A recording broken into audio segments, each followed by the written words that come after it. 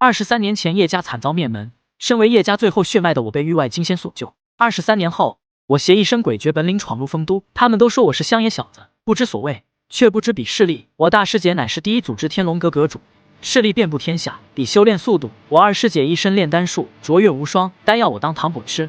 比命硬，我三师姐一身暗杀术，为世界顶流暗杀组织元月领军人物，要你3更死，阎王不敢留5更。比财力，我四师姐世界百强集团洛天集团董事长，卡无限刷，我在丰都横着走。真的要脱下来吗？别害羞了，不脱我怎么扎进去呢？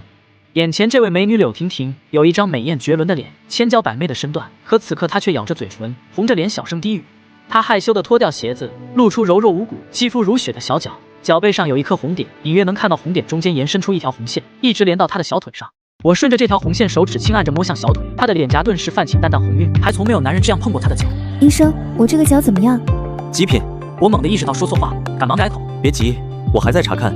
卷起裤脚时，那原本白皙的肌肤已变得苍白，再往上一些的位置甚至开始腐烂。柳婷婷看见自己小腿的溃烂处，脸色一下子沉下来，眉心紧锁，显得非常焦急。你可真能忍啊！这种情况就该早点来找我，再拖下去，你的腿、身体都会跟着烂掉，到时候就算能治，你也得遭大罪。啊！他怔住了，完全没想到会这么严重。医生，难道这病没法治了吗？我唇角扬起一抹自信的弧度。天底下还没有我治不了的病。把腿搭在椅子上，我现在就为你针灸去毒。我铺开银针带，快速抽出3根银针，用真气消毒，顺势而下，手如卧虎，如临深渊。第一针照海穴，第2针太冲穴，第3针太溪穴。一挥手，指尖又拈起3根银针，消毒之后继续下针，每一针都快狠准，针针到位，势如擒龙，将全身气力灌于指腕，渐入浑然天成之境。几分钟后，我将他腿上的银针逐一取下，脚背上的红点以肉眼可见的速度消退，小腿上的溃烂处开始结痂，随后逐渐脱落。柳婷婷咬紧嘴唇，眼眶湿润，满脸难以置信。这太不可思议了。小意思罢了。我淡然笑笑。付完钱，他快步离开了，似乎不好意思再多停留。每看我一眼，他就莫名脸红，大概脑海里总浮现我刚才拖着他脚的模样。后来我听说他虽然生在新时代，骨子里却传统得很，信什么男不摸头，女不摸脚。要不是医院查不出病因，他也不会找到这偏远的昆仑山半妖来。而这一带的人都知道，这儿住着个年轻中医，能治百病，甚至能从牛头马面手里捞人。望着他远去的背影，我忍不住揉了揉鼻子，这小妮子是真漂亮啊。很漂亮是吧？一道苍老而玩味的声音传来，我回头看见鹤发童颜、手持拂尘的布衣老者，正是我师父域外金仙。他医术法术样样精通，并将毕生所学都传给了我。我顿时兴奋转身，师父，加上刚才那位，我刚好治满1800人，可以下山了吧？师父慈祥笑道：“你随我修行23年，是该下山闯荡了。那现在能告诉我身世了吗？”我从小被师父带上山，每次询问他都说是时机未到，现在还不能说。见我面露无奈，他话锋一转：“那你可以去找你6位师姐。他们知道你的身世。”我脑海中立刻浮现出6位倾国倾城的师姐：执掌龙国第1组织的大师姐，青春集团董事长的2师姐，统领顶尖暗杀组织的3师姐，洛天集团掌门的4师姐。师父递来一封信，你4师姐在天良市替你物色了一个姑娘，她很满意。我接过信念道：“柳婷婷，24岁，柳氏集团女总裁，可惜没照片。师父，我想今天就下山。”心中不由升起期待。域外金仙挥袖：“去吧，我也该闭关了。记住，往后要对师姐们好些。”那是我师姐，我肯定对她们好。我笑道。师父笑而不语，一步踏出茅草屋便消失不见。我背起行囊，哼着小调关上门，纵身向山下掠去。我下山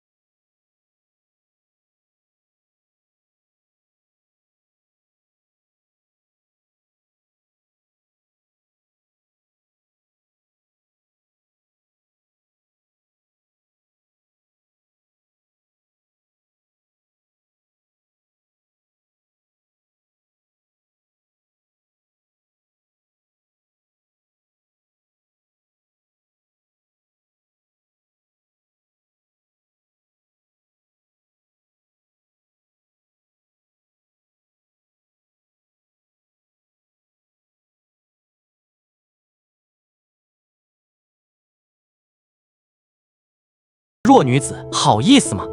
我的声音刚落，所有杀手齐刷刷循声望来。谁？我从3米高的石壁上纵身跃下，我身穿布衣，背着麻布袋。没错，正是刚刚下山的我。我看见为首的杀手眼中闪过疑惑，他大概在想这年头怎么还有人穿成这样，但他没多犹豫，冷冷挥手杀。几名杀手立刻朝我扑来，对他们而言，解决我大概像喝水一样简单。我嘴角一勾，身形化作一道疾影，主动迎上。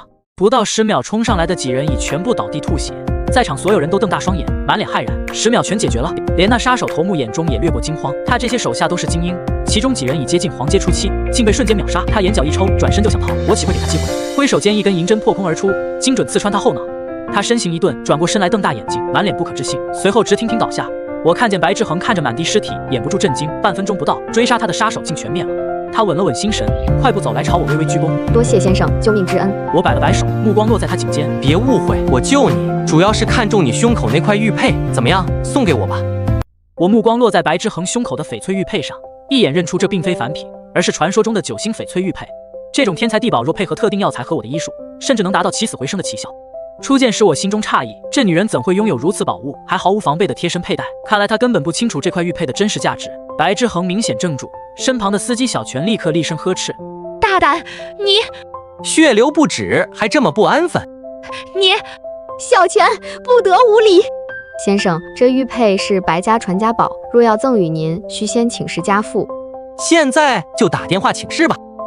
他眼神一暗，轻叹：实不相瞒，家父重病缠身，我们此次来昆仑山，正是想求域外金仙出手相救。我正色：师傅已隐世多年，不再过问俗事，不过你可以请我治病。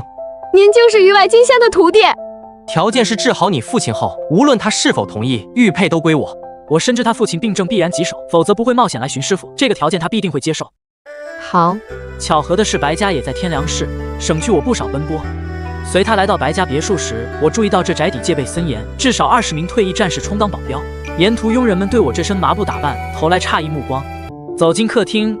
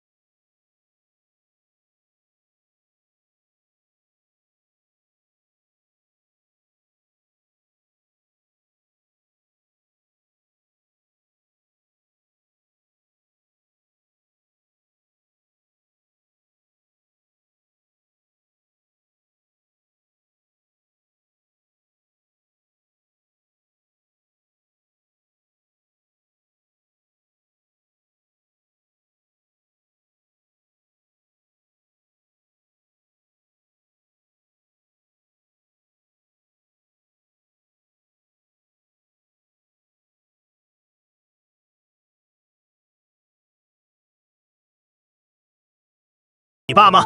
白之恒亲眼见过我在山脚出手，也知道是我简单几下就止住了小泉伤口流血，因此他对我的信任极为坚定，至少比眼前这个虚情假意的金良可靠无数倍。面对金良的咄咄逼人，他毫不退让。腾叔，我找谁来为我父亲治病，似乎轮不到您来干涉。如果您没事，就请先离开。若是想留下陪伴家父，那就请您安静站在一旁，不要打扰叶先生就治。金良大概从未被白志恒如此强硬的顶撞过，眼中瞬间掠过一抹冰冷的杀意。好，既然白大小姐都这么说了，那我就好好看看这个乞丐能有什么通天的本事。到时候万一出了什么事，可别怪我没提醒你。我没理会他阴毒的心思，将肩上的麻布袋放在地上，扬起了薄灰，让金良嫌恶地扇了扇鼻前空气。就这还中医高手？我从袋中取出那卷用旧布裹着的银针，在椅子上一一铺开，随即俯身开始检查白景川的状况。片刻之间，我心里已有了判断，抬手一挥，3根银针同时粘入指尖，如临深渊，稳若擒龙。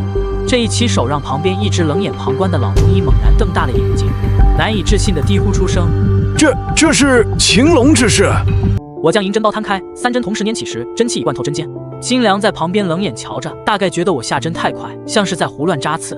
他嘴角那抹阴笑藏不住，我知道他在想什么。可我每一针都稳如擒龙，3针先落巨阙、中庭、玉堂3穴，随后双手如飞，其余银针次第次。旁边那老中医突然哆嗦着嘴唇，眼眶尽湿了。哼，你干什么？浑元命术针，这竟是失传的浑元命术针。什么针？我没理会，只在收针的刹那，指尖带起一道微弱的气流，若有似无的龙形痕迹在白景川胸口一闪而过，除了那老中医没人看清。刚将银针收回，白景川突然剧烈咳嗽起来，猛地吐出大口黑血。爸，别怕，是鸡毒。这是在排毒，白小姐。金良狠狠瞪他一眼。黑血吐尽后，白之恒用湿毛巾为父亲擦脸，只见白景川脸上迅速恢复了血色，呼吸也渐渐平稳下来。你倒有点见识。古医书上只提过几句，说这针法能去百毒、复生机，我以为是传说。金良脸色越来越难看。我收起针包，看向白之恒，他父亲缓缓睁开眼，目光清明地望了过来。我看见白之恒扑到轮椅前，他声音带着难以置信的颤抖。爸。白景川缓缓睁开眼，露出真切的微笑。孩子，辛苦你了。我看见白之恒几乎不敢相信自己的耳朵。爸，您的声音。父亲的声音清晰有力，与先前气若游丝的状态判若两人。金良站在一旁，他用余光冷冷地扫了我一眼，细小的眼缝里闪过一丝杀机。我迎上他的目光，不以为意地淡淡一笑。他迅速移开视线，转而面向白景川，脸上堆起虚伪的笑容。恭喜大哥，贺喜大哥，这可真是天大的喜事。白景川对他的奉承显得十分冷淡。有什么可喜的？不过是捡回条命罢了。他随即望向我，神情郑重。叶先生，多谢救命之恩。白之恒反应过来，连声道谢后急切追问：叶先生，我父亲这到底是什么病？不是病，是毒。毒？我耸了耸肩，伸出手做了一个简单的手势。至于毒从何来，我怎么会知道？白之恒立刻会意，毫不犹豫地取下胸口的9星翡翠玉佩。爸，我承诺以此作为枕巾。白景川毫不犹豫地点头。给，既然承诺了，就当守信。我收下9星翡翠玉佩，多提醒了一句：你所中的是慢性毒，需长期服用才会如此严重。白景川的妻子吴梅梅眼中闪过一丝难以掩饰的慌乱。白景川锐利的目光直射向她。吴梅梅被丈夫看得心虚。景川，你难道怀疑我？我注意到白景川看向吴梅梅的眼神骤然转冷，他从妻子掩饰不住的慌乱中看出了端倪。不过此刻显然不是追究家务事的时候，他迅速收起情绪，转而向我郑重拱手。叶先生大恩，白某没齿难忘，若不嫌弃，还请留下吃顿便饭。我立刻摆手拒绝，不必麻烦了。我心里暗想，这家里的明争暗斗眼看就要爆发，何必留下来淌这浑水？我转身便朝大厅门口走去。告辞。白景川见状也不强留，急忙对女儿吩咐道：之恒，你开车送叶先生。白之恒应声跟了上来。几乎就在我们转身的同时，金良也伺机告辞。大哥，您既已康复，公司那边还有急事等着我处理，就先慢着。白景川声音一沉，一步挡在他面前，语气不容置疑：什么急事能比你我兄弟今日一聚更重要？天大的事也得放一放。金良脸上堆起假笑，极力推脱。大哥，实在是耽搁不得的公务，过2天小弟一定设宴为您好好庆贺。过2天？白景川逼近一步，脸上挂着皮笑肉不笑的表情，目光锐利如刀。你我都心知肚明，出了这个门，你还会回来吗？话音未落，金良眼中凶光毕露，只见他袖口寒光一闪，竟掏出一把银色手枪。我看见白景川浑身一颤，低头看向自己胸前绽开的血花，他难以置信地瞪视着金良，喉咙里发出模糊的哈呵声，最终直挺挺地向后倒去。吴梅梅发出一声惊恐的尖叫，望着瞪大双眼已经失去气息的白景川，浑身控制不住的剧烈颤抖，仿佛连站立的力气都在一瞬间被抽空。爸，刚刚将保时捷开到院门口的白之恒，亲眼目睹父亲轰然倒地的瞬间，大脑一片空白，脚下猛踩油门，不顾一切地冲了过去。我坐在副驾驶座位上，脸上依旧维持着惯常的平静，但心中仍禁不住感到意外。金良竟敢在白家的地盘上如此肆无忌惮，直接开枪杀人。20名训练有素的保镖闻声迅速行动，如临大敌般组成人墙，死死拦住金良的去路。面对急冲而来的汽车，金良眼中闪过一丝厉色，毫不犹豫抬手便是2枪。枪声未落，他猛地将身边那位一直瑟瑟发抖的老中医推向车头，自己则借势一个闪身，敏捷地冲进了别墅深处。一声沉重的撞击，白之恒的车头狠狠撞上老中医，将他整个人撞飞出10几米远。老中医翻滚着落地，鲜血迅速蔓延，当场气绝身亡。白之恒却仿佛什么也没看见，猛地推开车门，踉跄着扑向倒在地上的父亲。他颤抖着抱起父亲的头，声音嘶哑的几乎破碎：“爸，你醒醒，不要吓我！”然而白景川双目紧闭，面色灰白，已经没有丝毫呼吸，任他如何哭喊摇晃，也得不到半点回应。白之恒泪如雨下，浑身剧烈颤抖，巨大的悲痛和愤怒几乎要将他整个人撕裂。他猛地转过头，通红的双眼死死盯住我。叶宵，求您救救我爸！您是域外金仙的徒弟，神通广大，一定会有办法的。10分钟后，白家门口出现一群人，大概数百人。这些人浩浩荡荡地走进来，手中提着铁棍，其中为首的一人身材魁梧，肤色较黑，手中拿着一把砍刀。被2名保镖压着的金良看到为首的人，一脸的兴奋，喝道：“我奉劝你们赶紧放了我，我兄弟们已经来了！”白之恒等人也看到了门外浩浩荡荡走进来的人百来号人，并且他第一眼就认出了为首的人，正是金良的手下胡有钱，人称大老黑。众保镖看到这些人没有任何犹豫，立刻转身前往小房屋中取铁棍，然后快速冲出来。而我这个时候收回自己的体力，同时将银针从白景川的身上取了下来。金良满脸的不屑，嗤之以鼻地喝道：“小子，你真当自己是神医啊？已经死的人还能救活？你要是能救活他，我跪下来叫你爹都可以！”哈！还没等金良说完，盘膝坐在地上的白景川咳嗽了2声，并且心脏部位的伤口以肉眼能见的速度愈合。金良眼珠子差点掉出来，这怎么可能？这不可能！白景川明明已经断气了，怎么还能救活？事实就是摆在眼前，即使不相信也得相信。有人欢喜有人愁，白之恒快速来到父亲面前，着急地问道：“爸，你好点了吗？”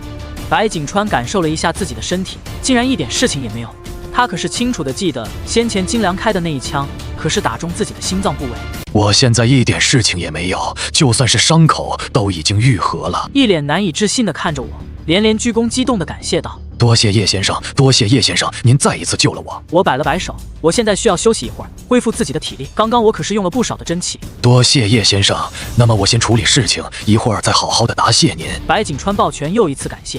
金良，我待你可不差，为什么要3番5次的杀我？我身体之中的毒，也是你和吴美美一起联合给我下的吧？一旁的吴梅梅听闻这话，哗啦的一下子软倒在地上，她就知道自己老公已经察觉到了。景川，我是被逼的，我都是被金良逼迫的。他以我弟的性命威胁我，如果我不听他的话，他就会要了我弟的性命。所以你弟和我的命，你就选择了弟。景川，我知道错了，求求你给我一个机会，我真的知道错了。来人，给我把他关到房中。爸，这种人你还留他干什么？难道你还想悲剧再演一次吗？我有点小意外，但是想想也能理解，这人是后妈，她肯定忍不住。白景川看了一眼自己的女儿，想要说些什么，但还是将要说的话给吞了回去。随后他的目光转向金良，大老黑挥舞砍刀，凶相毕露。放开滕总，否则要你们全部陪葬。我对你不薄，与你结为兄弟，你为何3番5次害我？白景川不理会他，目光如刀直视金良。不薄，公司是我们一起打拼的，凭什么大部分钱财名头都是你白景川的？凭什么？若是从前，白景川或许还会解释，但此刻他只剩心寒与不屑。你配吗？当年若不是你替我挡过一刀，我岂会提拔你？以你的头脑，就算把公司交给你，你也接不住。金良被戳痛处，厉声嘶吼：“你放屁！大老黑，杀了他们！”白景川猛地上前一把掐住金良的脖子，对众人喝道：“我看谁敢动！城主救我！”金良趁众人分神看向门口之际，突然高喊，趁着白景川等人一瞬间的困惑，他猛地挣脱保镖束缚，从腰间摸出匕首，胡乱挥舞，逼退身边的人。大老黑见状，立刻带人如潮水般涌上，与白家的保镖混战在一起。他杀到金良身边，护着他且战且退，退到后方的金良目光扫过全场，最终死死锁定在一旁尽力的我身上。若不是这个半路杀出的臭小子，他的计划早已成功，何至于此？恨意冲垮理智，他抬手指向我，用尽力气对混战中的大老黑尖声下令：“给我先杀了那个穿布衣的小子！”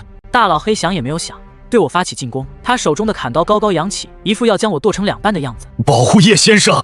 众保镖听闻这话，准备向我涌上来。不过他们仅仅20来人，而金良这一边上百号人，一时间想要脱身保护我很难。爸，没事，这些人伤不了叶先生。这时大老黑已经冲到了我的面前，狠狠的一砍刀斩下来。大老黑只感觉意识有点模糊，整个人就已经倒飞了出去，狠狠地摔在地上，口吐白沫，瞬间失去了生命气息。给我杀了这个杂碎！谁杀了他？奖100万！重金之下必有猛夫，众人如同潮水一般推向我。然而这一切注定是悲剧的。对于这些普通人，我轻松击飞，每一招打出，最少有3个人飞出，并且伴随着凄惨的惨叫声。仅仅1分钟的时间，金良站着的小弟仅剩下5个人，而这5个人望着我，宛如看到了杀神降临。我跨出一步，吓得他们缩紧身子，不停地朝后退，脸色苍白，唇不断的颤抖。金良虽然没有上，但是看着遍地哀嚎的手下，身体不由僵硬。武者居然是一位武者，他完全没料到不起眼的我竟然会是一名武者。现在他明白了，却来不及了，只能试图劝说我收手。叶先生，这是我和白家的私事，与您无关，还请您高抬贵手，不要卷进来。你说的对，原本是和我无关，但你悬赏100万要我的命，这就和我有关了。我叶萧岂是任人宰割之辈？我一步踏出，右手已如铁钳般扼住金良的脖颈，声音冰冷：你当我是谁？在你做出那个决定时，就该想好代价，而代价就是死。金良的身子瞬间凉透，感受到那股凌厉的杀意，内心的恐惧飙升到了极点。不，你不能杀我，杀了我，你也会付出沉重代价。哦，我已经和天海集团达成合作，你动我，天海集团的老总绝不会放过你。是吗？我五指猛然发力，咔嚓，清脆的骨裂声响起，金良两眼一翻，当场断气。我像扔死狗一样将他甩在地上，眼中的寒光如利剑般扫过四周。我这个人最讨厌被威胁。看着断气的金良，白之恒脸上终于露出畅快之色。叶先生，您放心，虽然我白家实力不及天海集团，但他们若敢因此找您麻烦，我白家必倾尽全力与他们周旋到底。真没想到金良竟然搭上了天海集团这条线。什么天海地海，我没兴趣，只要敢来找我麻烦，下场就和他一样。没什么事情，我就先走了。我不再多言，转身离开。也在这个时候，白之恒的护卫小泉带着数十人快速到来，看着大摇大摆离开的我，一阵疑惑，不过也没有阻止。他看着地上躺着的数百人已经命丧黄泉的金良，满脸的惊骇。大小姐，这是……我离开白家以后，本想直接去找自己的四师姐，但是想了想，先去看看自己的媳妇。如果媳妇长得不行，那么就让四师姐把这门婚事给取消了。我下了出租车准备进去，就被2位守卫给拦住。哪来的乞丐，滚过去！我此刻的形象简直与乞丐相差不大，一身麻布衣，背着麻布袋，唯一的区别就是我很帅，脸不整洁。我眉头一皱，眉心里就好像有一把锐利的剑。你说什么？我说怎么回事？风波整以暇地打量着我全身上下，微微皱了皱眉头。这位小兄弟，你到我柳家别墅门前，所谓何事？我来找我媳妇儿。这让风伯有点摸不着头脑。柳家目前未嫁之女也就只有柳婷婷小姐一人，可从未听说柳婷婷有什么男朋友或者是定亲一类的事。你媳妇是谁？柳婷婷，柳氏集团女总裁。风伯瞬间一愣，还真是找柳小姐，不过他可从未听过柳婷婷被许配给任何人的事。小兄弟，我想你是搞错了，我们柳总裁还未许配任何人，也没有与任何人有个婚约，还请回吧。说着伸出手示意我离开。哦，这让我有点困惑了。仔细的回想四师姐写的那一封信，信中说她给自己物色了一个很不错的媳妇，名叫柳婷婷，柳氏集团女总裁，倒是没有说已经为自己定下了婚约。看来得问问四师姐具体的事情。请问可以借你的手机我打个电话吗？我刚刚下山还没有买手机，但是对于师姐们的电话我记得一清二楚。风伯刚准备掏口袋，一道急促的喇叭声传来，只见一辆迈巴赫向着这里快速驾驶而来，车停了下来，后排坐着2人，一位长相不错的青年男子，以及一位白胡须长长的老者。老者精神十足，气色红润。风伯，怎么回事？怎么会有个乞丐？张少，他说他来找刘总裁。什么？他来找婷婷？臭乞丐，你找婷婷干什么？我想找谁就找谁，关你鸟事！还有，你特么才是乞丐！臭乞丐，你说什么？张大能从车上凶神恶煞地冲下来，手指直接戳到我面前。一声脆响，紧接着是杀猪般的惨叫。张大能脸色扭曲，看着自己的食指，惨叫声不绝于耳。我一脚踹出，砰的一声，张大能倒飞出去4、5米远。哪来的狗也敢用爪子指人？风伯目瞪口呆地看着我，大概在想我怎么敢。这张大能可是张家的人，严洪天最疼爱的孙子，动了他等于招惹了整个张家。这时车上的老者快步下来，急忙检查张大能的手指。老者从怀中取出一包银针，开始为他施针止血。哦，居然是个中医！你到底是什么人？来这里干什么？刚才我出手时，他只看到一缕残影，这足以说明我的速度在他之上。天下武功，唯快不破。我说了，我来找我媳妇儿柳婷婷。风伯心中肯定刘总裁绝对没有什么男人，更别提婚约了。那眼前这个人为什么一口咬定？而且看他的样子，也不像在说谎。难道是个疯子？可疯子怎么会有这样的实力？这绝不可能。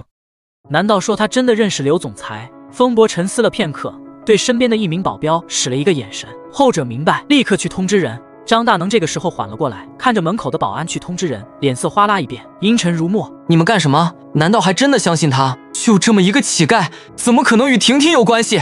看不出来，他就是一个……没等他说完，我一耳光甩上去，张大能直接被扇飞出几米开外，他狠狠摔在地上，两眼冒星星，右边的脸颊全部是猩红的一片，鲜红的手掌印凸显而出。风伯没有想到我竟然又一次动手，一点也没有顾忌张大能的身份，同样也没有顾忌这里是柳家门口。你干什么？这个时候他如果还不出来说话，那么张家责怪下来也有他们柳家的责任。虽然说他们柳家并不惧怕张家，但是两家一直以来都是世家不能得罪。你可知道这里是在柳家门口？当然知道，不过我这个人很奇怪，听到狗叫手就会痒，还请多多海涵。这让风伯有点不会了，人家说话也不狂妄，还向自己道歉了，让自己多多海涵。怎么回事？谁在我柳家门口大吵大闹？我千方百计地邀请柳神医来为老爷子治病，可是这个人竟然准备杀我，还是在你们柳家门口，简直不把你们柳家放在眼中。看着张大能激动的样子，柳地虎轻轻拍了一下他的肩膀。张大能侄儿，别慌，叔会为你做主。在这天良市，敢在我柳家门口杀人的人还没有出生。叔，你可要为我做主啊！我的手都被他废了。张大能举起自己血肉模糊的手，看得柳地虎几人一阵反胃。这小子真是好大的胆子，这是不知道张大能的身份吗？好，你放心，叔会为你做主。张大能重重的点了点头，还是觉得心里委屈，立刻拿出自己的电话拨打了出去。小子，你胆敢在我柳家门口伤人，赶紧跪下来磕头道歉！我淡淡看了一眼柳地虎，眼神充满藐视。你是柳婷婷的什么人？柳地虎瞬间一愣，不太明白这话是什么意思，怎么好端端扯到自己侄女？你认识她？她是我未来的媳妇儿，她有没有在家？出来我看看。柳地虎听闻这话，顿时将目光看向柳飞天。哦，我的好大哥，你什么时候有了这么一个女婿？在我们柳家门口乱打人，还是打了张大能侄儿？我不清楚，你是我女儿的男朋友。我打量着这位未来的老丈人。老丈人，你这身体有点虚啊，平时多吃点东西补补。柳地虎继续嘲讽道。哦呀，老丈人都叫上了，还这么关心你，看来还真是你的好女婿啊。这些年来，柳地虎一直与大哥柳飞天不对付，在他看来，大哥仅仅因为是长子，就被老爷子定为家族继承人，这让他心里极不平衡，因此他时常出言针对。而柳飞天对此似乎早已习惯，总是不予反驳。此刻，柳飞天心中虽满是困惑，但想到眼前这年轻人很可能是女儿柳婷婷的男朋友，便没有出声呵斥。他对女儿一向宠爱，也深信她的眼光与判断。若非女儿能力出众，老爷子又怎会将集团大权交给她？这绝非仅仅因为她是长房之女。一旁的我早已将这位未来老丈人的处境看在眼里，他可以忍气吞声，但我不能。我叫什么？关你什么事？小子，你在我柳家门口打人，还敢这么狂？我看你是活腻了，给我抓起来！他一挥手，两名保镖立刻朝我冲来。在他们看来，对付我这样的乞丐，两人绰绰有余。大哥，看看你的好女婿，简直目中无人。婷婷找男朋友也不擦亮眼睛，找这么个货色，是想毁了我们柳家吗？你看看他把张大能打成什么样了，脸肿了，手指也废了。我看你怎么跟张家交代？他话音未落，我已然出手，只听咔嚓两声脆响，伴随着两声惨叫，那两名扑上来的保镖已倒飞出去，重重摔在地上。柳地虎见状，瞳孔一缩，随即咒骂道：哼，还是个练家子，难怪这么嚣张！都给我上，废了他4只！他一声令下，周围保镖再无犹豫，齐齐向我冲来。柳飞天面色一变，似想开口，却被三弟柳伯云抢先一步拦住。大哥，你不会真想替这小子说情吧？就因为他可能是你女婿，他现在还没和婷婷结婚呢，就敢在柳家如此放肆，连我们都不放在眼里。要是真结了婚，岂不是连老爷子都敢不敬？别忘了，老爷子现在可还病着呢。就是，找什么人不好，偏找这么个乞丐。张大能贤侄，哪点不比他强上100倍、1000倍？一旁的张大能听到这话，脸上虽疼，却不由露出几分得意之色。他之所以千方百计请来赵海为刘老爷子治病，为的正是柳婷婷。柳伯云眼中闪过一抹算计，转头安抚张大能：贤侄放心，我们柳家认定的女婿只你一人。你对婷婷的心意，我们都看在眼里。张柳两家本是世交，你们才是天造地设的一对。多谢柳伯云叔认可，我日后一定加倍对婷婷好。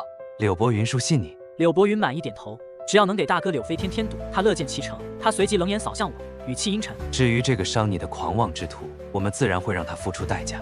说着，几人的目光看了过去，砰砰砰，就见柳家的保镖相续倒飞出去。仅仅不到半分钟的时间，一个站着的保镖都没有，全部倒在地上哀嚎，不是断胳膊就是断腿，完全失去了战斗力。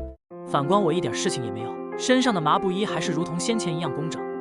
柳地虎一脸惊呆地看着我，心中哗然不已。自己家这些保镖可都是退役的战士，随便出来一个人打2、3个普通人都没有问题，可就这样的阵容，居然被乞丐模样的我不到半分钟就给摆平了，简直恐怖至极。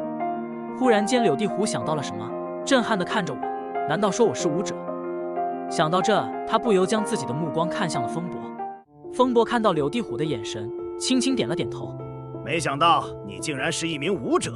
柳地虎得到风伯的眼神以后，很是意外地说道：武者分黄、玄地、天4大境界，每境又分初期、中期、巅峰。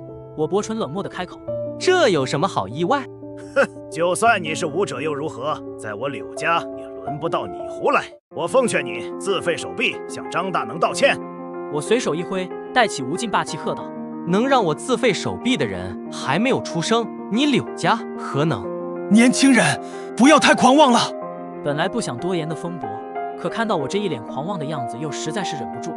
在他看来，如柳地虎3兄弟都可，但如柳家不行，因柳家当代家主是他大哥柳天白，也就是柳老爷子。只不过如今柳老爷子身患重病，对于家族之中的事情已经是无力从心。我不温不火地看了风伯一眼，年轻不气盛，何为年轻人？哼，那我老头子今天就看看你这个年轻人有几斤几两。风伯脚下一动，快速向我冲上去。他拿出了玄阶初期的全部实力，因为他知道我也是一位很厉害的武者，自己如果不拿出全部的实力，可能会被一击必杀。看着冲上来的风伯，我站在原地，丝毫未动。柳家众人见我傻站着，满脸笑意，不屑地嘲讽道：风伯出手就没有对付不了的人。武者又能……砰！就在风伯一拳即将打中我的时候，我没有闪避，反而一拳冲击而出。他话还没说完，就见风伯如断线风筝倒飞出去，扑通一声摔在地上，想爬起来却怎么也爬不起来。柳家众人瞬间瞪大双眼，满脸惊骇，一副惊吓过度的反应。这怎么可能？众人感觉呼吸急促，胸口一阵沉闷，有一种窒息的感觉，这也太让人震惊了。仅仅一拳，风伯就倒地，怎么也爬不起来。风伯的实力他们非常清楚，玄阶初期的武者，就算没有他们柳家当后盾，在天梁市黑白两道，人人都得给面子。可这样一位强者竟也不是我的一拳之敌，这让他们彻底惊呆。同时也意识到了一件重要的事情，眼前这个年轻人的武者境界不低，高出风伯玄阶初期不少，否则不可能做到一拳秒。我冷漠地说道：我说过，想让我自断手臂的人还不存在，你们柳家不行，张家同样不行。可一道浑厚苍老的声音传来，虽然很轻，却清晰地落入每个人耳中，仿佛就在耳边响起。年轻人确实血气方刚，难怪都不把祥子放在眼中。我看见柳地虎等人浑身一激灵，立刻转身，只见一位脸色惨白的老者在一名保镖搀扶下缓缓走来，老者身旁跟着2人，一位是刚进去的赵海柳神医，另一位是50来岁的中年男子，周身散发着一股强劲的气息，一看便知不是寻常人物。柳地虎等人急忙躬身，恭敬问候道：父亲。这位老者正是柳家当代家主柳天白，他是一位充满传奇色彩的人物，柳家能跻身一流家族之列，多半得益于他的支撑。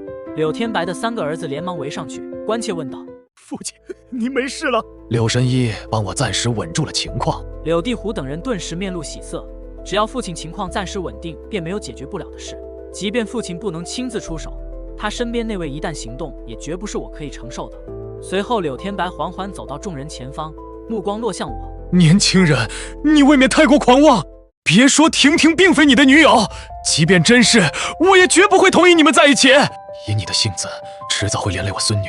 天外有天，人外有人，你并非无敌。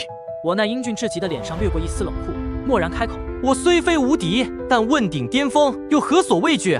脚踩生灵，手掌生死，传说不朽，王者不败，这便是我将来的一生。在场的所有人被我这充满霸道气息的语气震得一愣一愣的，待众人回过神来，都不禁轻轻甩了甩头，心中诧异，这是怎么了？竟会产生这样的想法？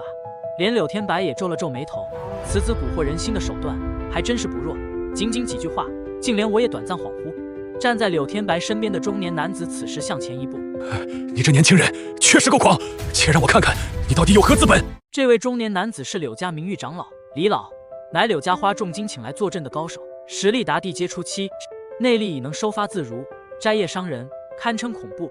柳天白微微躬身，恭敬道：“李老，有劳您教训一二了。”他年纪虽比李老大，但实力远不及对方，自然得尊称一声李老。这世道便是如此，实力为尊，对方虽受雇而来，也必须有十足的尊敬，否则后患无穷。放心，不过是个无名小儿罢了。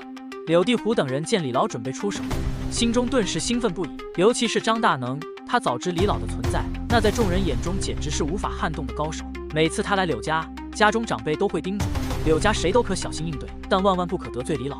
此刻他心中如烧旺的炉火，又热又燥，阴冷的笑着：“叶宵，你死定了！敢跟我抢女人，真是不知死活！都不用等我张家的人到，你马上就会是个废人。”李老不再多言，抬手一掌挥出，凌厉的掌风呼啸着直向而来，内力外放，恐怖如斯。在场的众人已经看呆，这些对于他们来说也就只有电视上才能看到，可现在清清楚楚的看到了。张大能一直都知道李老很厉害，但是并不知道其厉害程度，而现在就是清清楚楚的见识了。我身影微微一动，轻松避开李老的掌风，主动迎击上去。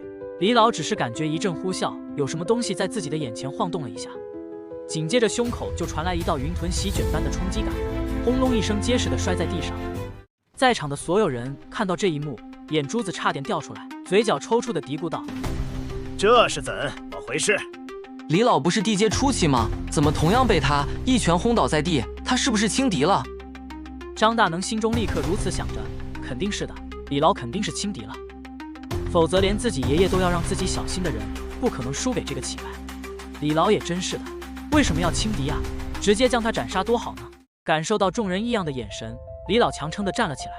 自己堂堂地阶初期武者，一拳被轰倒在地，实在是有损面子，以后还怎么在这天良市的地界上混？可对方的实力真的超出了自己的想象，想要强行解释自己轻敌了，刚刚准备开口，感觉胸口有什么东西涌上来一般，喉咙一涌，噗，一口鲜血直接喷洒了出来。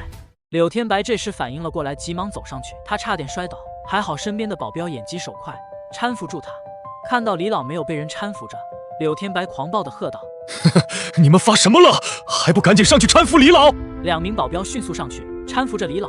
柳天白来到李老的面前，紧张地问道：“李老，您身体还行吧？”李老心里很苦，就算是不行，那也得说行了，否则这面子岂不是割了？没事，只是轻敌了。张大能听闻这话，心中顿时大喜，我就知道是李老轻敌了，否则对付这个乞丐还不是轻轻松松拿捏。只是有点可惜了，李老现在身受重伤，不过转眼一想，这个小子不是彻底的得罪了柳家吗？这样一来，他想要和我抢女人，根本就是不可能的事情。柳天白松了一口气，还好李老没有事，否则不只是我惹上大麻烦，他们柳家同样也会惹上麻烦。因为李老可不只是一个人，身后还有一个门派，他们柳家在其眼中不过就是一个弱小的蚂蚁，想要捏死抬手皆可。柳天白目光深沉地看着我，面色极为警惕。年轻人，你这是准备和我柳家作对了吗？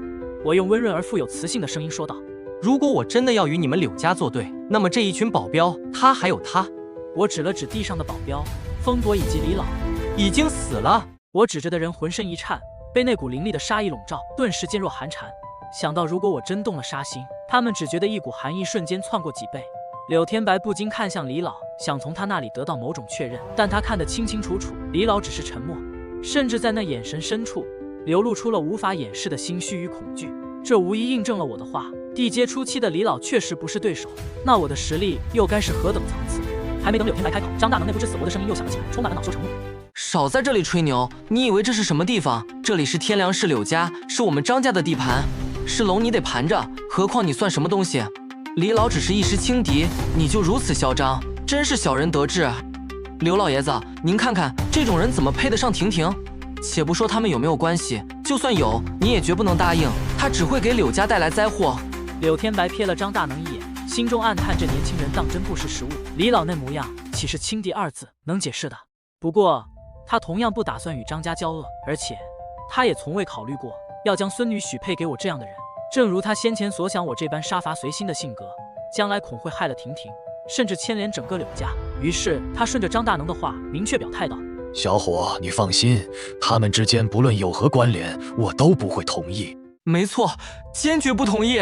张大能重重的点头，不同意我，那不就是同意自己吗？刘老爷子一旦答应，这事不就是板上钉钉的事？想到这些，张大能兴奋地说道：“刘老爷子，你放心，我刚刚已经给我父亲打电话了，他马上就来，到时候肯定也会请着我家哪位供奉一起来。”我看到刘老爷子微微一愣，没想到张大能的动作这么快，竟然连张家的那位供奉一起请来。那位供奉的实力可不比李老低，而且还要强上少许。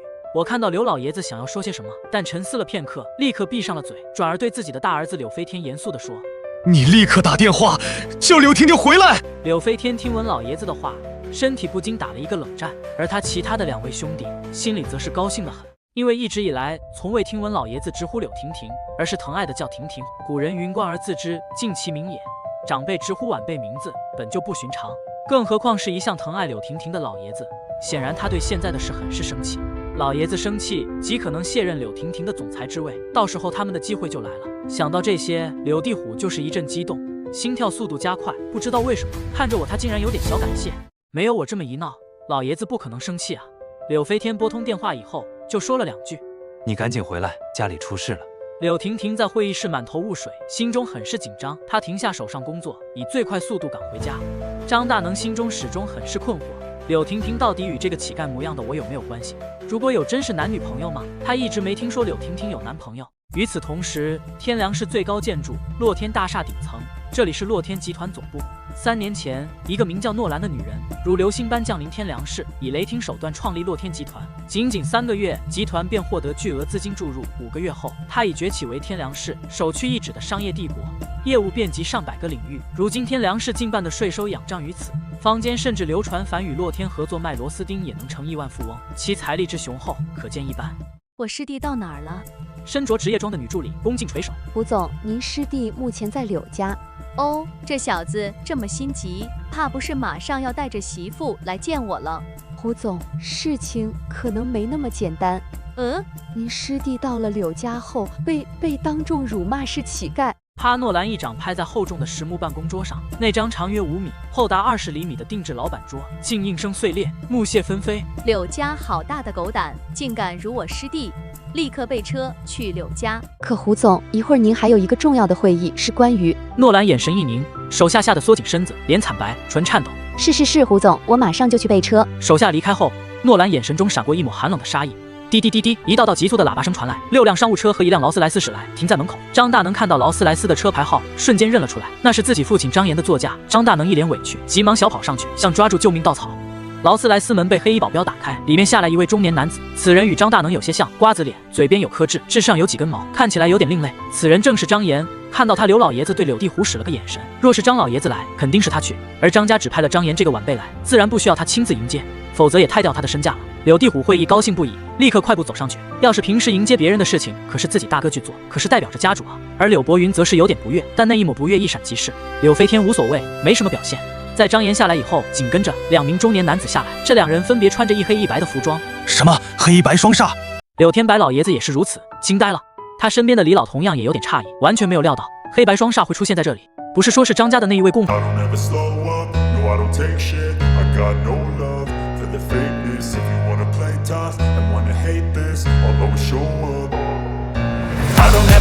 up, no I don't take shit. I got no love for the fakeness. If you wanna play tough and wanna hate this, I'll always show up and make a statement. I don't ever slow up, no I don't take shit. I got no love for the fakeness. If you wanna play tough and wanna hate this, I'll always show up and make a statement. Everything I do so instinctive and so passionate. Every word I move so descriptive like an adjective. I got a vendetta against people who patented being negative when you should be getting after it. I got facts over tracks, this and that. Spitting slow, spitting fast. I could roast, I could gas. Think I'm okay at last, but I don't know if that can erase all the past and the pettiness. A reflection of the 不能再站着了，对身边的保镖使了一个眼神，示意搀扶自己过去。爸，我的手被人废了。张大能说着举起了他的手，食指已经不见了，只剩下一团血肉模糊的伤口，触目惊心。张岩见状倒吸了一口冷气，他横眉怒目地扫视着柳家众人。谁干的？柳家的人都愣了一下。张岩这是什么意思？在呵斥我们柳家吗？我冷眼看着张岩，当然知道不是柳家人动的手，但事情发生在柳家门口，他显然是想借机对柳家施压。如今的张家确实今非昔比了。我早有所闻，他们不仅多了2位地阶中期的供奉，那黑白双煞联手，实力更可媲美半步天阶。更重要的是，他们似乎找到了更硬的靠山，柳家在他们眼里恐怕已不算什么了。我看见柳地虎立刻陪着笑脸上前道歉：“严哥，实在抱歉，让这种事发生在我们家门口。但你也看到了，我们的人也被打倒在地，我们实在是不想。”我看见张大能急忙打断他，指着我吼道：“爸，不怪叔他们，都是这个臭乞丐。”他瞪着我，眼睛气得通红，呼吸粗重，尤其是想到手指被废，怒火几乎要从头顶冒出来。张岩的目光像刀子一样刮到我身上，上下打量着我。他轻轻一挥手，身后那30多名保镖立刻如同潮水般向我涌来，手中纷纷亮出了明晃晃的短刀。柳家众人瞬间屏住了呼吸，动真格的了，连刀都亮出来了，这是要往死里弄。不过他们转念一想，张家这么做也正常，一个普通人的命怎么比得上他张家子孙的一根手指？看着这些扑上来的人，我主动迎了上去。一道道惨叫声传来，所有保镖都倒飞出去，狠狠地摔在地上，口吐白沫摔在地上，再也无法站起来。仅仅1分钟的时间，所有保镖都躺在了地上，哀嚎声一片片。张岩看着地上的保镖和站着的我，一点也没有意外。来的时候他看到柳家的保镖躺在地上，他就知道这个臭乞丐应该是一个武者。但就算是武者，想要动他们张家的人，也要好好的掂量掂量自己。他们张家可是有地阶中期供奉的存在，更何况现在他们张家与以前不同了。如果不是因为今天的事情，他们就要开始实施他们的洗牌计划了。就算是柳家，也无法避免他们的洗牌计划。张岩冷淡地看了我一眼，转而看向黑白双煞，恭敬地说：“2位供奉，还请您们出手。就这么一个小儿，还需要我们2人一起出手吗？我一个人就可以。”“是，黑煞供奉说得对，对付这样的小儿，您一个人就行了。”“爸，黑煞供奉，你们可不能轻敌啊！在你们来之前，李老因为轻敌被这个臭乞丐给击退了。”黑白双煞与张岩等人心中一颤，不由将目光看向柳家供奉李老。李老看到他们的眼神，脸色涨红，很是尴尬，但他考虑到我的实力，也没再尴尬，轻轻点了点头。他准备提醒黑白双煞，我的实力不简单，但看到他们眼中的鄙视，顿时打消了这想法，并且这一刻他倒是希望我能取胜，他倒是想要看看黑白双煞有什么资本嘲讽他。以他的估算，我的实力至少也在半步天阶初期，甚至之上，因为我先前根本就没有轻敌，但我还是被一招打败。就算是半步天阶初期的人，想要一招打败我，也得我轻敌的情况下才能做到，否则我怎么也能扛10招。黑煞站了出来，淡淡的看了一眼李老，然后目光看向我：“今日我会让你命丧于此。”身影一转，整个人如同疾风一般向我突击而去，脸上露出一道胜券在握的笑容。白煞也是极为自信，以黑煞的实力对付我就是轻轻松松，也就只有黄渤涛那样的废物才会被这个乞丐打伤。张岩得意洋洋地从鼻孔发出了哼哼的尖笑。以黑煞供奉的实力打死他，宛如捏死一只蚂蚁一样。张岩的话还没有说完，黑煞整个人就倒飞了出去，甚至连惨叫声都未能发出，便已经飞出了10几米之外，躺在地上口吐鲜血断气。在场的所有人顿时把双眼瞪得贼大，一阵骇然，身体不自觉地冻僵。就连柳家供奉李老也是如此，他知道黑煞并不是我的对手，但是根本就没有想过黑煞会被一拳击杀，一招都没有挡住。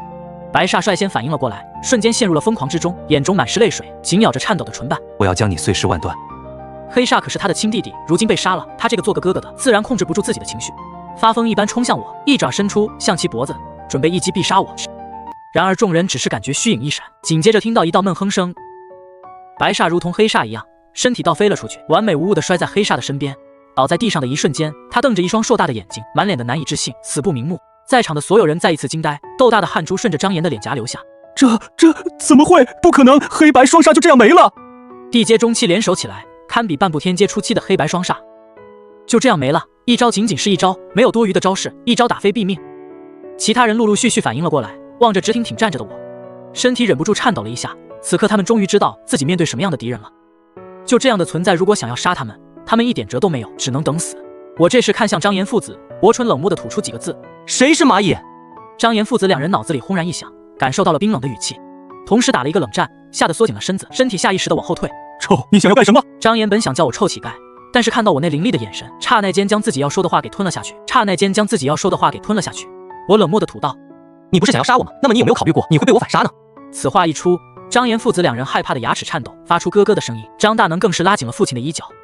我告诉你，你可不要乱来！我们张家与傲天宗有着莫大的关联，你敢杀我们，傲天宗定然不会饶过你。什么？张家竟然与傲天宗勾搭上了？难道是因为那件事？我看到柳家众人和李老供奉都大为诧异，没想到张家与傲天宗这么快就有了关联，难怪黑白双煞这般独来独往之人也愿意到柳家的供奉，原来是想巴结傲天宗。傲天宗，没错，就是傲天宗。害怕了吧？我告诉你，我姐马上就要嫁给傲天宗上门主，你要是敢动我们，我姐会让你生不如死。到时候不只是你，你的家人，所有和你有关系的人，我都会让他们后悔活在这世上。话，我身影一动，骤然出现在张大能身侧，一只手捏住他的脖子，鼻中发出一声鄙夷的轻哼。就凭你，还有那个所谓的傲天宗？张岩惊恐地望着我，根本没想到我竟会直接出手。狂徒，你敢！张大能刚欲惨叫，脸色瞬间扭曲，舌头一伸已然断气。我随手将他如同死狗般扔在地上，众人再次惊呆，张大能竟然也被杀了。这一下真是把张家得罪死了，梁子彻彻底底结下了。黑白双煞不属于任何门派组织，他们死了，并没有人会真正追究。对张家而言，更多是面子和实力上的打击。若有人出面调和，或许还有转圜余地。但张大能一死，性质全变了，这等于彻底和张家不死不休。张大能可是张家独苗，他一死，香火便断了。张岩望着地上死透的儿子，脑子里空空荡荡，只剩一颗心脏在孤独跳动。他满脸麻木，仿佛在无声地念着：死了，真的死了，我的好大儿。别急，我现在就送你下去见你的好大儿。这眼神让张岩背后一寒，缩了缩身子，不停向后退去，脸色惨白，嘴唇颤抖。你不能杀我！我告诉你，我可是傲天宗的老丈人。你觉得我怕傲天宗吗？张岩听闻浑身冰凉，对方难道不知道傲天宗的实力？一定是，否则怎么会不怕？我告诉你，傲天宗可有数位天阶武者坐镇，你要杀我，最好想清楚。我依然默然轻笑，全然不以为意。见到我的神情，张岩心慌意乱，恐惧到了极点。这眼神显然根本没听进他的劝告，他目光慌忙转向刘老爷子，像抓住救命稻草般拼命使眼色求救。年轻人，听我一句劝，别再错下去了。错，我可不觉着。难道你真以为自己是傲天宗的对手？你若杀了他，傲天宗必对你无止境追杀。现在放了他，或许还有回旋余地。就在这时，一辆黑色迈巴赫疾驰而来，众人疑惑望去，张岩也下意识抬眼看去，一见那车牌号，顿时反应过来，这不正是自己家的车吗？而且他记得这车送给了自家那位在天良市的姑爷使用。霎时间，他恍然大悟，脸上骤然涌出狂喜。见他眼中迸发的喜色，我微微一顿，难道来的是他们张家的人？你们张家的人来了？我看见张岩露出一道阴笑，我也不怕告诉你，这车是我送给我姑爷的。姑爷？难道是？我瞬间反应过来，傲天宗少门主，他怎么会也在天良市？我看着他得意洋洋的样子，勾唇深意一笑。看来你觉得自己找到了救命稻草。我看见张岩狠狠白了我一眼，小子，趁现在好好嚣张吧，一会儿我看你还怎么狂！很快，迈巴赫驶到近前停下，驾驶员迅速下车，打开后座车门。车内率先走下一名女子，她身着浅白色衣裙，容貌绝美，身材曼妙。此女正是张岩的女儿张丽丽。紧接着下来一位穿着休闲装的胖子，此人长相普通，脸上布满肉疙瘩，可谓其貌不扬。他便是傲天宗的少门主傅大海。我看见他差点没吐出来，忍不住低语：这两人要是没点势力的因素在，我以后可真不信什么门当户对了。张岩听到我的话，气得直吹胡子，可他心里也清楚，我说的是实话。刘老爷子和他3个儿子也是第一次见到傅大海，那脸上的肉疙瘩简直让人恶心欲呕。但他们心知肚明，此人他们得罪不起，就算有再多的不适，也得死死忍住。傅大海下车后，紧接着一位穿着长衣袍的老者缓步走下，此人一脸凶相，一看便知绝非善类。李老与风伯看见这人，下意识惊呼出声：白霄峰！刘老爷子见两人如此反应，就知这老者实力不凡，悄声问道：这人什么来路？白霄峰是傲天宗长老之一，天阶中期的实力，在武者圈子里名声不小，真没想到这次连他也来了。我看出傲天宗这次给足了张家面子，甚至有可能他们此行本就为了天良市的势力洗牌。刘老爷子轻轻点头，他也早有所猜测，只是这一切被突然冒出的我给打乱了。我真不知这究竟是福是祸。张丽丽看到地上已无声息的弟弟，眼泪瞬间夺眶而出，急冲上前。傅大海倒是没太大反应，在他看来，张大能这种人死了也就死了，他在乎的说到底只有张丽丽一个。不过不管怎么说，毕竟是张丽丽的弟弟，他脸上还是露出了几分不悦，大步走到自己未来岳父身边。严叔，这是怎么回事？张大能他怎么会？张岩眼眶通红，心底每根神经都在颤抖，悲愤道：剑东，严叔求你一件事，一定要杀了这个人，替小虎报仇。不管怎么说，他也是你未来的舅子，都是他杀了小虎，杀了黑白双煞，要不是你们及时赶到，我现在也已经躺在地上了。我看见傅大海目光顺着看过来，他觉得我也没什么了不起的，完全就只是一个乡野之人。但傅大海也不是无脑之人，他知道能杀黑白双煞的人实力不容小视，黑白双煞的实力堪比半步天阶初期，所以他推测我的实力可能在天阶初期，至少也在半步天阶初期。不过这样的实力在莫老眼中根本不算什么。他有点惊讶，一个和他年纪相仿的年轻人竟有如此实力。严叔，你别慌，他杀了张大能，我自然不会放过他。你可知道我是谁？不就是傲天宗的少门主吗？既然知道，那么你也应该知道我与张家的关系吧？那又如何？傅大海还是第一次被人如此应对，以前他倒哪亮出傲天宗少门主身份，别人都给面子，甚至当老祖宗供着，从未像今天这般丢脸。好一个，那又如何？年轻人，你能杀了黑白双煞，证明你的实力还不错。但是你要明白一点，天外有天，人外有人。如果真的有，那么我就是那个人外人。好狂妄的小子！今日不杀你，我傲天宗颜面何存？白霄峰大喝一声，整个人就已经出现在了我的面前，与之相距2米位置。看到白霄峰的身法速度，李老与风伯等人纷纷在心中震撼十分。好恐怖的身法！这就是他的百墨踪影吗？今日一见，果然名不虚传，确实厉害。就这样的身法，他们在白霄峰面前也很难走过一招。他与我的战斗注定是一场精彩的打斗，也许在其中可以学到不少的东西。想到这些以后，风伯与李老不由打起了不少的精神。我则是一脸的平静，什么百墨踪影我根本不知道，但是在我看来，这身法也就只是催快了内力运行而已，不值一提。并且这身法在我的眼中实在是太慢了，也就比蜗牛爬行快了少许。白霄峰见我依然是一脸的平淡，仿佛没有将他放在眼中，这让他很是愤怒。本来就很不爽我的狂妄，现在心里的怒火又上升了一大截。狂妄！大手一伸向着我抓去，直取头颅。我站在原地没有任何的举动。然而就在他的大手即将碰到的时候，空中波澜起一道风，我身影突然消失。白霄峰瞬间一愣，这是怎么回事？怎么突然消失了？就在这个时候，我再一次出现在他的面前，一掌轰杀上去。白霄峰倒飞出去，摔在地上，胸口的衣服被恐怖的力量粉碎，出现一个鲜明的手掌印。他狂吐鲜血，在场的所有人表情骤然僵住。一招还是一招，白霄峰这个天阶中期的高手，竟然也只是一招就被我打飞，躺在地上狂吐鲜血。这可是天阶中期啊！而且白霄峰可是身经百战的存在，居然也不敌我一招。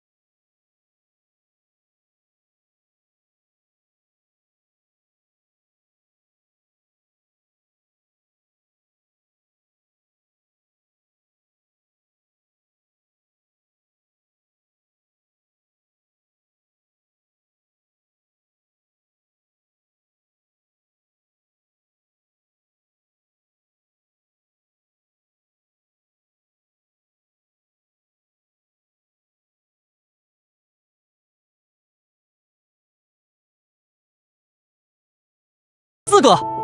我的耐心有限，10秒钟，10秒钟如果还没有决定，我直接送你们下地。